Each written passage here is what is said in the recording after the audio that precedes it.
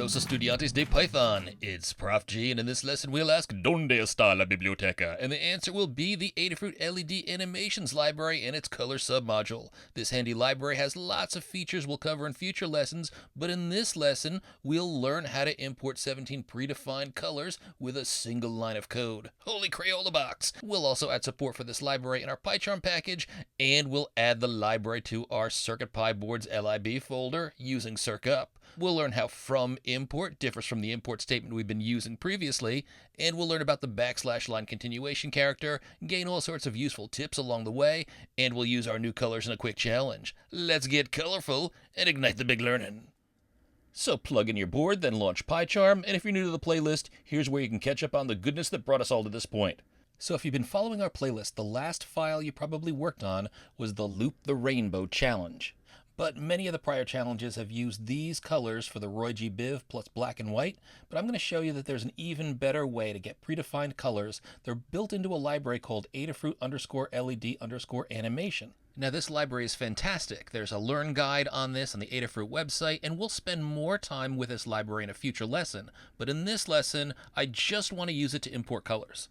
Now with just a single line of code, we can import 17 predefined colors. Now even though that's just a single line of code, with 17 colors, it's a pretty big line of code. We need to name all of those colors. So to help out, what I've done is created a Google Doc so that we can go to that and just copy and paste that single line of code. You can find it at this URL. Open a browser and go to bit.ly/CircuitPython-colors, all lowercase.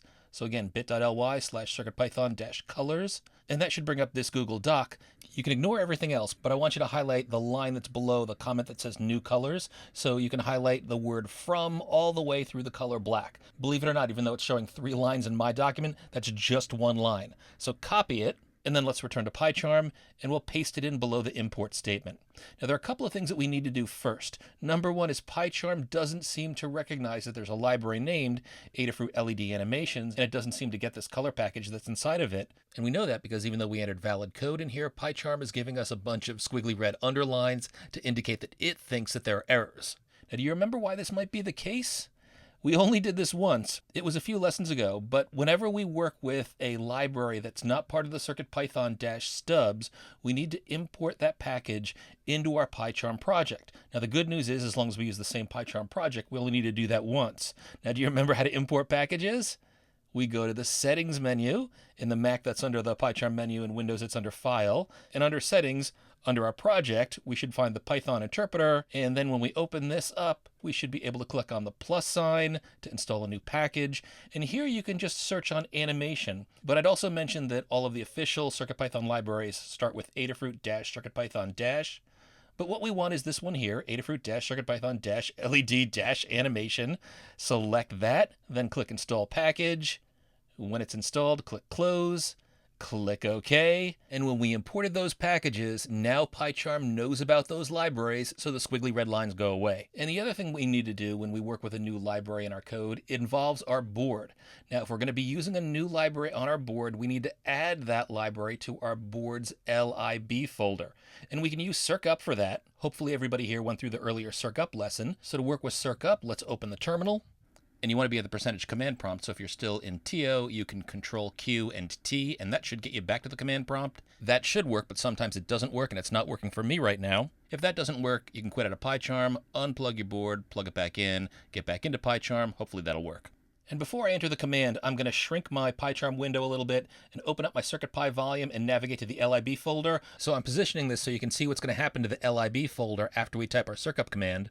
Now the CircUp command to install the LED library is going to be CircUp space install space Adafruit underscore, not a dash this time, LED underscore animation. Just like this, press return, and CircUp chugs away, and it'll take a moment or two, but keep your eye on your board's lib folder. We see the folder for the new library show up in the board's lib folder, and it's interesting, this is a full folder, it's not just a single file, so a few additional files were installed in here in the lib folder. And so with the package imported into our PyCharm project, and the libraries we're going to use now in our board's lib folder, we're ready to work with our new library in our code. Now what this code does is it's a form of the import statement. It's going to go into Adafruit Adafruit _LED _animation library. This is actually a package that contains a bunch of additional libraries within it, and the dot notation says go into the LED animations color library and import all of the named colors. So that's the colors that you see here in all caps. Those are variable names that are predefined in the color library. So we're importing these variables in one by one, and we're not importing the whole library. Now, using a statement like this, from import, imports from the module or the library just the things that we need. So there's a lot of stuff that exists inside of Adafruit _LED _animation, but by saying from the library name import, we're just importing the things that are listed after this import statement. But another advantage we have in using this from library or module import name syntax is that we don't have to preface the names of the things that we import with library names. And it's tough to describe, so the best way to show you is probably with a quick example. And I've sped this up just to show you some syntax. So I've commented out the from import statement we pasted in, and instead I'm using the standard import statement here to import Adafruit _LED _animation, and that imports everything. Now, normally, when you use an import statement like this that imports everything, you've got to use the library, then dot notation to refer to any functions, classes, or variables inside of it. For example, this is what we're doing here where we say neopixel dot neopixel. We go into the neopixel library, we get the neopixel class blueprint. Or here, when we say board dot neopixel in all caps, we say go into the board library and get the neopixel value. So if I imported the LED animation library like this, the whole library, and I wanted to use any of the colors inside that library, I'd have to add the name of the library in front like I'm doing in pixels.fill here.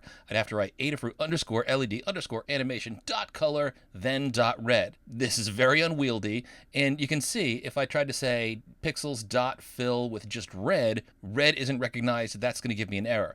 So this statement from whatever the library is, import just the names of the things you want. So in this case, it's just the color variables, is a nice way of being able to cut out having to add the library name to a value. And it makes sense here because I might type the colors on multiple lines. Here with NeoPixel and board, it's not a big deal because I'm only going to use those once. Well, cool. So from now on, we'll use just these colors. And again, you can continue to define any colors that you don't see in here if you want to. That's totally fine, but we'll just use these colors, and we can delete the rest of the code from the colors on down, keep the pixels definition in here, and I want to show you another bit of goodness before the challenge. This line we have here with all of our colors is pretty unwieldy. You've got to scroll all the way to see the rest of your code, and that's not really good when, you're trying to refer to variables that are in your code. Well, Python has a character that lets us split up a really long line like this onto several lines, but allows it to act like it's one big line, even though it spans multiple lines. And that's the backslash character, not the forward slash that you use as the division operator or in URLs. The backslash is the one that goes in the other direction. You can find it on the US keyboard just above the return key. So I'm going to enter a backslash just before the color green, and I'll press return, and look at this. Not only do I get no errors, but PyCharm also indents the line below this for me to give me a nice visual cue distinguishing this as an extension of the line above it. And I'm going to add another backslash just after aquas comma, and I'll press return. Looking good. Backslash for line continuation. And now it's time for a challenge. So now that you've imported 17 new colors, you know how to use lists, and you know how to use for loops to go through those lists. Use these new nuggets of knowledge to create an array named colors that contains all 17 of the color variables that you just imported. So in the way that you created an array with strings before, well, you can create an array with color variables too.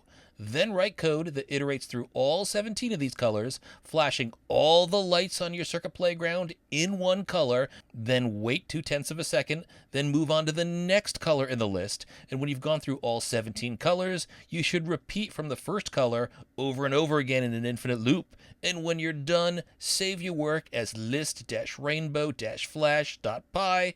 The goodness should look like the example that you're seeing at the right. Pause. Give it a shot. You can refer to the earlier video if you need to remind yourself how to do certain things, but I know you can solve this challenge. And when you're done, resume, and let's compare answers. Now I want to use all 17 color names in a list. So the first thing I'm going to do is to highlight all 17 color names and copy them. Then down below pixels, we can call our list colors. So I'll write colors equals open square brackets. PyCharm writes the closed square brackets. I'm going to paste in the colors you just copied, and look at all of those values. We've got a list. Now here's the thing. We can actually include list values on separate lines without using the backslash character. We can just use returns, and you'll see this works fine. So I'm going to remove the backslashes and put this whole list on a single line, and then I'm just going to add carriage returns where we want to, and you'll see PyCharm indents the line below so that it lines up with the first element in the list. Now you might have said, hey, did we have to use the backslash character with the import statement above? And you didn't have to, but I'll show you the reason why the backslash character is a better solution in just a bit. Let's finish this solution first. And below this, let's enter the for loop that iterates through our colors list. Now, if you use an index technique instead of an iteration, that's totally fine too. I didn't ask you to use a specific technique. You should know how to use them all. But here I'm going to say for color in colors, colon. It's really common to use a plural word for the name of the list and a singular word as you iterate through that list. Now, this iterates through all of the colors, and it pulls out each element one at a time and puts that singular element for the loop pass into the color variable. So we'll return here. We're indented on the next line below the for statement. We're just going to say pixels.fill in between parens, pass in color, singular. Oh, and we need a time interval, so why don't we add a variable for that up top? Time underscore interval equals 0.2. And below our pixels fill line, we'll add time.sleep between parens, passing in time underscore interval. Now, I also said to perform this in an infinite loop, and you know how to set that up. Above our for loop, we'll just add while, space, capital T, true, colon, and then we can highlight the lines below that and tab over, and that'll indent things. Nice! So this is looking great. Let's get into the terminal, make sure TO is running, then save. Check out our board, and hacker, look at you. You're painting the rainbow. Hopefully you got the solution, and if not, now you know so you can retry the challenge again later on until you've got this down cold. And oh, let me show you the backslash character thing above. So I can remove the backslash characters in my import statement to get it back on a single line, but watch what happens if I add a return character to split this line. You see how PyCharm formats the next line way over under the import statement? If we did this, the code would be running across more lines. We'd have a lot of unused white space over on the left. I think the backslash character is a lot more elegant. You can use either technique if you'd like, but I'm going to undo this and go back to the backslash characters.